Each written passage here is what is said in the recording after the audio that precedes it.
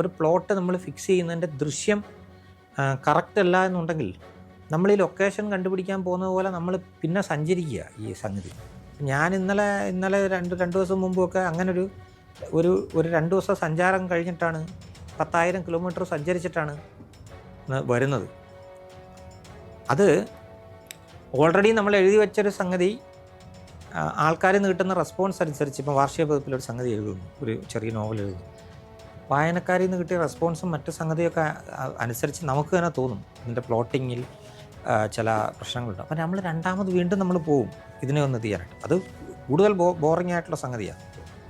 അപ്പോൾ ഇങ്ങനെ നമ്മളൊരു റൈറ്റർ എന്നുള്ള രീതിയിലുള്ള നമ്മളുടെ അനുഭവ തലത്തിനെ പുഷ്ടിപ്പെടുത്തിക്കൊണ്ടും അയാളെ രസം പിടിപ്പിച്ചിട്ടും മാത്രമേ ഈ പ്രോസസ്സിലേക്ക് പോകാൻ പറ്റൂ. ഞാൻ പറഞ്ഞ ഈ പണി എന്നുള്ളതല്ല, നമ്മൾ ഏത് പണിയാണെന്നുണ്ടെങ്കിൽ പോലും അത് പിന്നെ ഒരു ഇമ്പോർട്ടൻറ്റ് കാര്യമാണ്.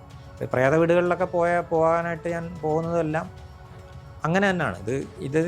ഇത് നമുക്കുണ്ടാക്കുന്ന റിവർബറേഷൻ ഉണ്ടല്ലോ, ഏതാ ഈ പ്രേതം വീടുകളിൽ പോയി ഈ റിവർബറേഷനിൽ മാറ്റം വരുത്തിക്കൊണ്ടിരിക്കുക എന്ന് പറഞ്ഞൊരു റൈറ്ററുടെ ഒരു പ്രധാനപ്പെട്ട ഇതാണ്.